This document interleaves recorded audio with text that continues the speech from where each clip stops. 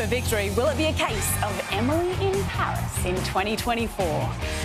Bolden's beautiful hat-trick puts the Jets into the six. She's in the goals, but how many individual honours can she add this season? And wild weather pauses Sydney FC's quest for the Premier's plate. Injured Sky Blues captain Nat Tobin is our special guest. Hello, welcome to Dub Zone. I'm Niav Owens. It is brilliant to be back with you and to be here alongside a double centurion tonight. Pellizzeri, A-League's commentator. Congrats on bringing up your double hundred. Thank you, Niav. Very rare to make it about myself, but I thought after so many games it was time to acknowledge the milestone. I just want to acknowledge how great it is to see you back in the chair as well. Thank you, Teo. Your charmer, as always, Nat Tobin. It is lovely to see you back in the chair. We haven't seen you for some time. It's nice to have you back with us. Thanks, Niav. It's great to be back. Former Matilda, Alicia Ferguson. Hello, Ish. Hello. Can we start with that, Nat? Because it has been some time since we've seen you. So I want an update. Have you had any wins in team rehab? Where are you at? I think last time I was here was November and I was in quite a bit of pain. You would have seen me limping around, but definitely limp-free now, which is wonderful. A lot less painful, and I am hoping to be running next Monday. Fingers crossed that'll be the 4-month mark.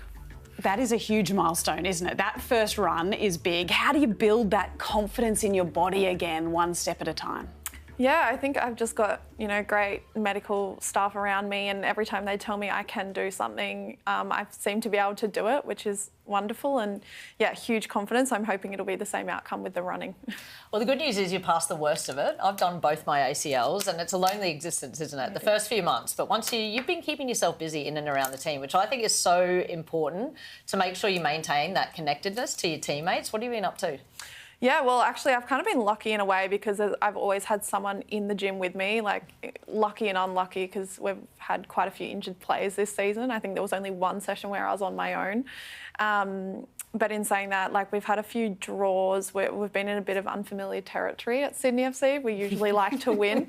So I've been trying to motivate the team still and, just trying to help out and really help out Ante in a way as well and, yeah, be an assistant coach of some sorts. So you might have been a bit busy last week? Yeah, a little bit busy last week. But how boring is it? When that first few months of rehab, when you're in the gym, the pain, getting the range of motion back, it sucks, doesn't it? It is. It's very boring, and I'm lucky actually at Sydney. Our gym is right on our field, so I feel connected. It's only a wall between us. But yeah, it is boring. But I'm lucky because also the girls are in there for the first half an hour, so I get to be around them and have a good laugh. But mainly I'm on the bike. The bike. You're an occupational therapist in your other life as well. Do you feel like this experience has given you a real insight into what your clients go through on that recovery process? Yeah, oh, most definitely. I think I always acknowledge their pain now if they say they have it. And yeah. Do you say, me too, mate? Yeah, I'm like, I know what you've been through, and also how important it is to take care when you're showering. The shower can be a scary place when you're in pain and, feel like you're going to slip. I can see some bling flashing across the studio at me there. Congratulations. That is a new rock since last time we saw you. It is a new rock, yeah. It's very exciting. I think Will wanted to perk me up a little bit. So got engaged and, yeah, it was so lovely of him, and he's been great throughout my whole rehab process as well. But now I've got the stress of planning a wedding. Yeah, just to add to team rehab as well.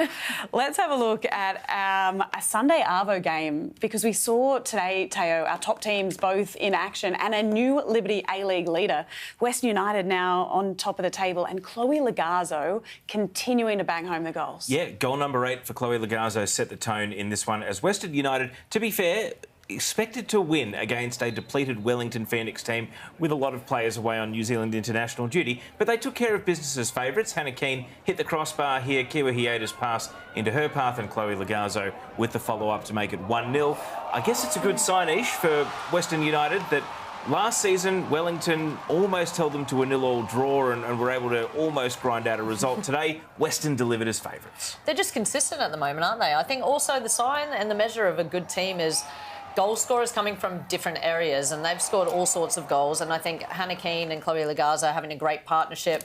I mean, Grace Ma knocking one in with her lovely left foot straight off the corner here. And that's the type of team you need if you're going to be pushing for championships, pushing to win things. You can't just rely on one or two people. If you want some inspo for coming back from an ACL as well, this assist from Amy Medwin coming up on the third goal for Western United. Only her third game back after 12 months out of the game, but this cross here, just absolutely inch perfect for Hannah Keane to score the goal. And that's, you know, someone who's really diligently done their rehab in Medwin. But also, I think with Western United, what they've had this season is really good delivery from wide areas. And they've now had Hannah Keane was out for a couple of games. But, I mean, look at this finish. She wants it. She gets in front there, near post. I'm always going on about, it really frustrates me when players don't run across into the near post and they're trying to hang back to a far post run. But I think, you know, they're looking really strong. And, again, consistent. And another clean sheet. It was Hilary Beale's farewell game, though. She has been so good for West United last season. We saw her take home Liberty A-League Goalkeeper of the Year honours. She's been good again since she rejoined this year. How important is that replacement signing going to be? Yeah, it'll be huge for Western United, I think, especially if they want to go on to become the premiers this season. Look, hopefully not. I'm a Sydney FC fan. But obviously, like, she's key in the spine of their team. So they're really going to have to go searching for a great shot stopper to replace her. And if we want to know who it is, it's you have to have been on a free transfer since the transfer window closed on December the 26th. Western United have confirmed that they are in the market for another goalkeeper due to Hilary Beale returning to the NWSL. I feel like one of your many spreadsheets would have that kind of information in it if you narrowed it down. No, there needs to be more than 7 days in a week to get to that point. What about for the Knicks, Teo? Because without their internationals, they were badly depleted for this one. It seems like such a tough hand to be dealt. We pause when the Matildas play, and yet for the Oceania Confederation, the Knicks have to go on without their stars. Yeah, and look, New Zealand are 2 games away from Olympic qualification, and that is super important to them. And it's not like the Wellington Phoenix players left to go and sit on the bench for New Zealand. They've been key players. Macy Fraser, first international goal. Mackenzie Barry and Kate Taylor, regular game time. Annalie Longo did get injured and come back to Wellington, so she'll actually be a little bit more advanced than the other players returning from international duty. I guess if there's any consolation for Wellington fans, it's that they have suffered this tough fixture in service of New Zealand, taking care of business in Oceania. They're nearly there to the Paris Olympics. So Western United now on top of the table because City and Adelaide drew 1-1, and that means City drops off the top of the table for the first time since round 9. Daniela Galic has had a massive week, and it feels so fitting that in a week when she was named in the under-20 squad, as well as a train-on player with the Tillies, she scored the opener in this one. Yeah, we all know she's a huge talent, don't we? I think last week she had a pretty quiet game against Sydney FC. She looked a bit sluggish here, but I mean, Pollicina in this, Ekic playing this ball across the far post. Pollicina was in there again. I think what City struggled with last week was people actually ahead of the ball. But this is a lovely little passage of play. I mean, Pollicina, what a great player she is, you know, and then that just cut back, nice little tap in, had 2 players lining up there, and that was positive to see from City. The story of this game is how far Adelaide have come since being beaten 5-0 at home by Melbourne City 5 games ago. They were 4-0 down at half-time in that match. Tactically, they were totally different today. They were aggressive. They pressed from kick-off. They created chances in Alana Janchevsky's corner there. Whether that's her goal or an own goal, that'll probably be determined during the week. But it was a very different-looking Adelaide, and they now have 7 points from their last 3 games, unbeaten in 3. They were at rock bottom after that home defeat to Melbourne City. They look like a totally different team today. Well, I think they're just, again, getting more consistency. I think their setup defensively was very good. They're organised. They're staying in touch with each other. They've got a nice block in front. They're trying to keep teams in front of them, which makes it a lot easier to defend. And, you know, they're improving with every game. What about City, on the other hand? Because they were on top of the table, Teo. They were 8 points clear, in fact, on top of the table. Is this a slide that's concerning, or is it all in hand? 5 goals in the last 6 games. So they were a prolific creating team. It's worth noting that Hannah Wilkinson's been away on international duty, but certainly goals are drying up, and the creativity, which they were spurning earlier in the season, but that Adelaide game, they scored 5 in consecutive weeks against Brisbane and Adelaide, 5 goals in 6 games since. It's a trend that they do need to arrest. But Nat, sorry, we're going to ask the same question, weren't we? Nat, what do you see in them? Because even against Sydney last week, and they were great playing out. I thought Carly Ross-Bracken was really good. You were pressing quite high, Sydney FC, but they played out. But then it was just that final product in the final third for them. Yeah, I think you know, they did rely heavily on Holly McNamara. We have to, I think, account for the loss of Holly. She is so dynamic and such an incredible striker, and they've unfortunately lost their key striker. So, yeah, I guess it's just having other people make up for it, and Hannah Wilkinson's obviously incredible as well. But you've lost that dynamite in there, and yeah, at the moment they're just kind of holding possession in the midfield and at the back, but kind of lacking a little bit up top. How do you approach it though? So, and we know that they're always going to dominate possession. They do it every single game. Their pass completion rate is always quite positive. But teams know that about them. How are teams now approaching it, coming up against what were the consistent league leaders? Yeah. Well, I think you just wait, don't you? You just hold back, wait, let them keep possession and then strike on the counter. And, you know, last week when we played them, we dominated shots-wise, they dominated possession-wise, but you've got a dynamite in our team of Courtney Vine. You know, Prinny was there, she was there. Unfortunately, the wind, I think, played a huge factor in the fact that we didn't score goals. But when you've got quick wingers, they're kind of counted against, and yeah, they're only really playing three at the back, so it's 3-on-3, isn't it? What have you made of the progression of Daniela Garlich? She's still 17, she's so young, but have you noticed that it seems like this season she's really starting to find that consistency in her football? Yeah, I think so, and a consistent player is a great player, and I think last year we saw instances of Daniela Garlich having absolute quality about her, but she wasn't really doing it week in, week out, which isn't really to be expected for a 16-year-old at the time, is it? But this year we're seeing a lot more consistency, and, you know, she's been rewarded with a call-up to train on with the Matildas, which I think is well-deserved by Garlich. So credit to her, and I think she'll be, yeah, one to watch as the season goes on. Speaking of both quality and one to watch as the season goes on, Emily Gilnick put on an absolute show on Friday night, Teo. She scored a brace in Melbourne Victory's win, and the second goal was crazy. It's a contender for goal of the season, and Emily Gilnick, when she's in full flight, it's a combination of football and steeplechase. I mean, she's a phenomenal athlete who has this outrageous level of skill, but the confidence in the body, it appears to be back. I know it's only early days in her rehab, but to take on this shot, to beat Kaylee Collins from level with the centre circle, Victory are 3-0 up, it's, you know, everything's rolling downhill at that point, but it really summed up a night where Victory, the team on paper, finally started to look like the team on the pitch. And that is something that I think I'd been quite critical of them in previous weeks, saying that they hadn't been living up to the expectations that I think we quite rightfully set for them. Friday night, I think they met them and then some. Yeah, absolutely. I think it's great to see Em back fit. She had some injury problems when she was over in the UK, was struggling with her confidence.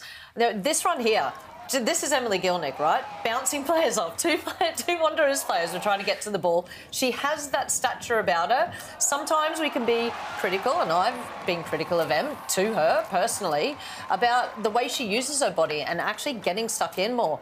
But she was positive. She was driving forward. She had another couple of great chances, and, you know, nice to come back. She's scored some very, very good goals in recent times, and it's just great to see her confident, because confident players tend to not get injured as much. In terms of that physicality that she brings, but also the vision and experience she brings as well, are we looking at a player, Nat, that could be bossing the A-League Women's for years to come? Oh, I think so. I think, you know, versing Emily Gilnick, she's so physical, and when she is confident, she is hard to play. I know, I remember versing her against Brisbane when she played for Brisbane Roar back in 2021, and I think she got Golden Boot that year, and I loved playing her because it was such a battle. And she's so fast and she's so physical. But yeah, when she can use it to her advantage and take players on, there's no stopping her. Like, even I was watching the game with my mum, and my mum's like, oh, she's a physical girl. I'm like, yes, she is tough to come up against. So yeah, her stature is just unstoppable. It's great to see her using that though, and she was a bit further wide, and she was really driving into those spaces on the right hand side of the back three of Western City Wanderers as well. But, you know, that's when Em's at her best, when she's actually really going at and getting that physical contact as well. And you see she's playing with a smile on her face, and the goals are coming as well, and spectacular ones at that. It's a short runway to the end of the season. 5 home and away games, potentially up to 4 finals if Victory were to go all the way to the grand final. Emily Gilnick, at a goal a game, would end up in double figures at the end of the season. And I know that it is only 2 games back or 3 games back from multiple injuries and an injury prior to that cost her any chance at a spot in the World Cup.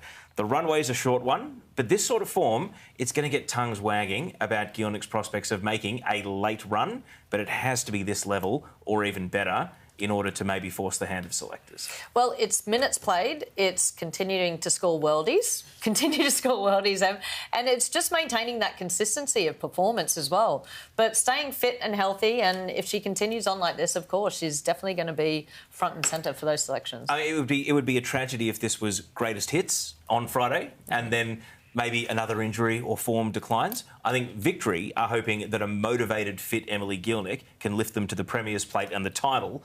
And in the immediate term, that's got to be the priority. You can't have Paris on your mind. It's got to be, what can I win for Melbourne Victory? And if I'm standing on the dais, that's going to get everyone's attention.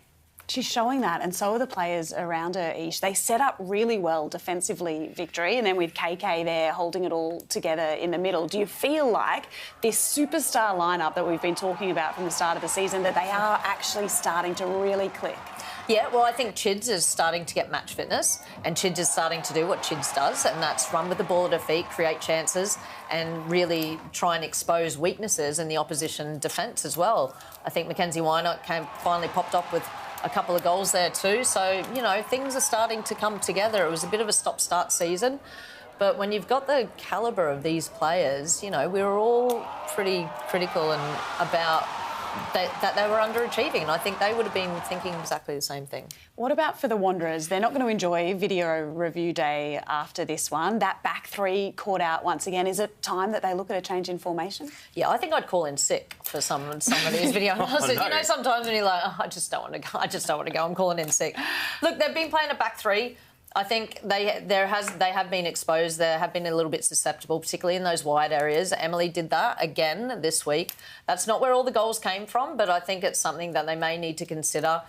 Maybe just to sit back, go with the back four and try and just shore that up, because it's no good having all this attacking prowess, this pace in the final third if you're still conceding goals. That makes it really difficult.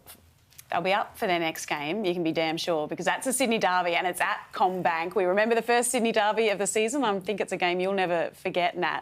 How big an occasion will this one be? Yeah, this will be huge. It's a double-header with the men's, a double-header derby with the men's, which I don't think I've played in, you know, the whole time I've been at Sydney FC, 11 years. So it's very, very exciting. We hope to get, you know, all the fans around it, but it's a dynamic Wanderers team coming into this, and they've obviously been building with their coach, their new coach. First round when we played them, he had only been at the helm for, I think, 10 days. So it's a bit of a different team to the one that we beat 2-0 in round one. And particularly if they are potentially looking at changing the system and trying to shore things up. Everything that you've done and watched up until now could potentially change, which makes it for a really interesting battle. Yeah. It was an interesting one in Canberra this weekend when they took on Sydney FC, and the weather gods had other plans, Teo. We had 13 minutes of frenetic football, then a 45-minute break, then 20-odd minutes of football. We didn't make half-time, so it will have to be replayed. It was 0-0 when the game was suspended. Ultimately, what does that mean later on in the season? Because particularly for Canberra, this one plus 6 games left to play leaves for a congested schedule. It certainly does. Canberra now have 2 catch-up games. The one against Western Sydney Wanderers from earlier in the season still needs to go ahead, and now the one against Sydney FC, and it has to take place in Canberra as well, which will be an extra factor. For Sydney FC, though, this game is so important with the top 6. I can't envisage a scenario like, say, 5 seasons ago where Victory's game away at Canberra got postponed for Lightning. They went and played a dead rubber once everyone was locked into the ladder in the week between the final home and away and finals. This time around, Sydney FC could be going for first. They could be going for the week off and the bye, which is the difference between second and third. The difference between between fourth and fifth, I should say, is a home final. And then, of course, they could still be in a battle for 6th and 7th to play finals altogether. It's very hard to envisage a scenario where they won't have to place this somewhere where it's either hugely inconvenient preparing for a final or to lock them into a finals place. About for Sydney FC moving forward, Nat, 6 players out on young Matilda's duties. That's a big hit. How important are some returning troops from injury going to be? Yeah, it is a huge hit.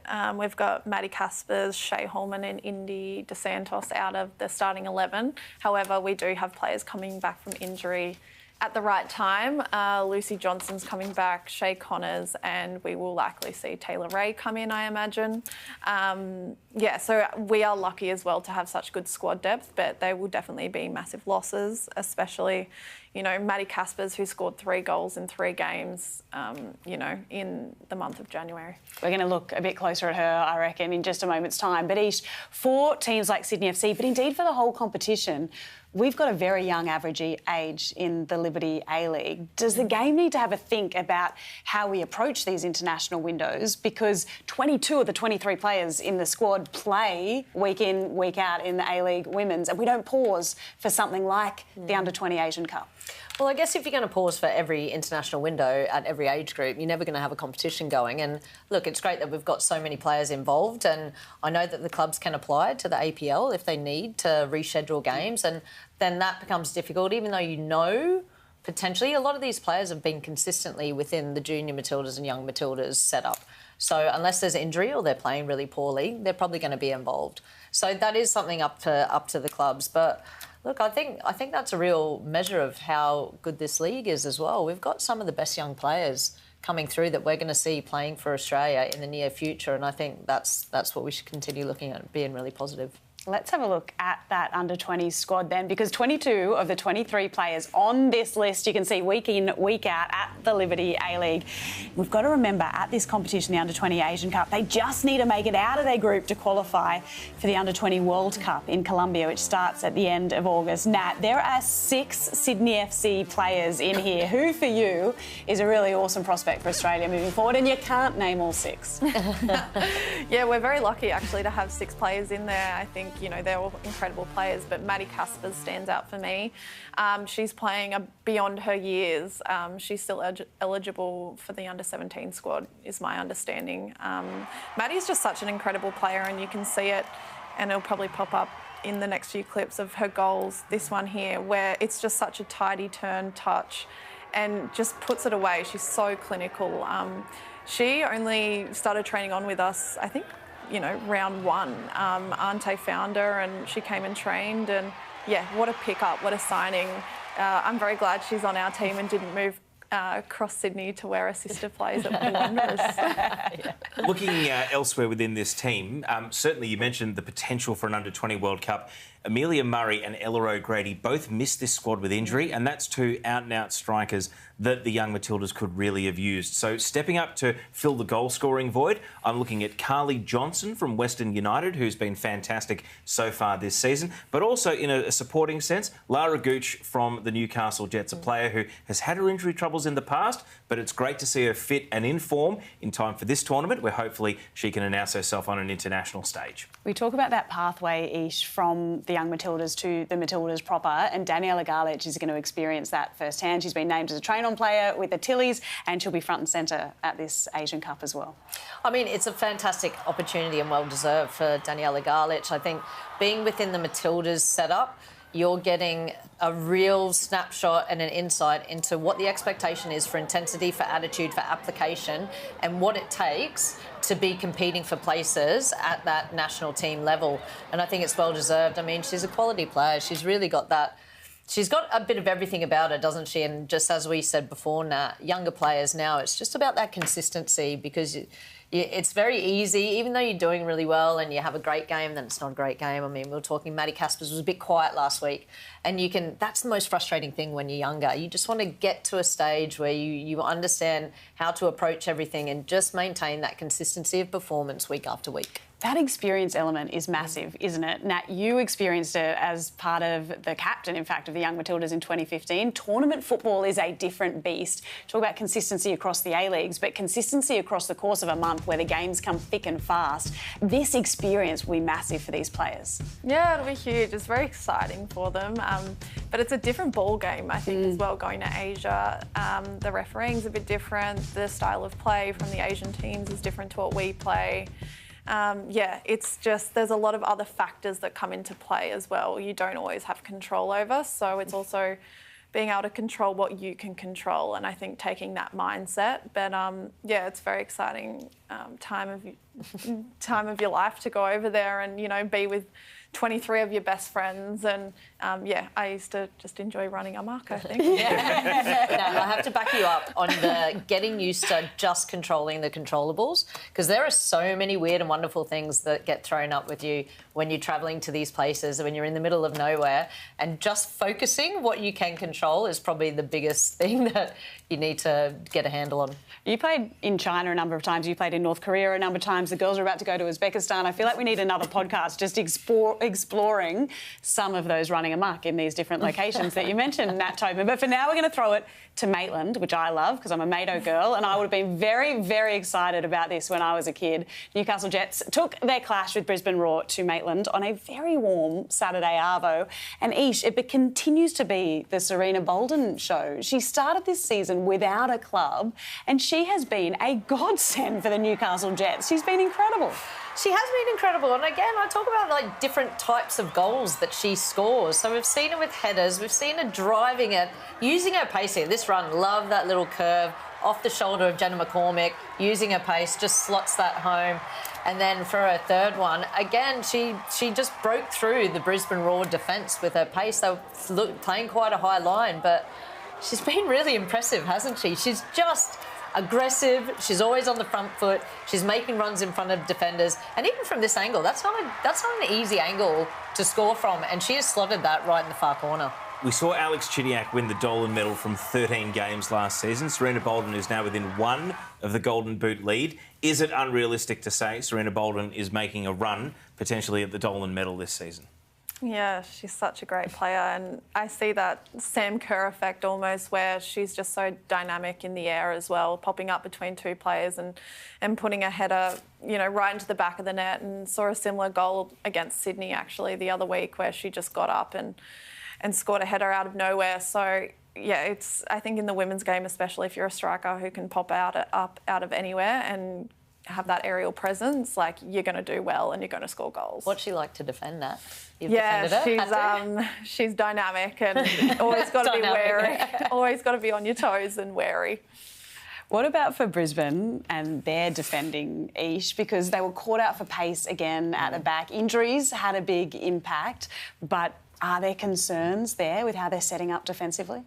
Look, I think we talk about this with the Wanderers as well, and playing three at the back is great. You do rely a lot on your wider players to get through a lot of work, and I think Brisbane are just not quite hitting the mark at the moment. Yes, they've had injury concerns, but yeah, they were outdone for pace, but they did create chances in this match as well, and I think that's also the frustrating thing.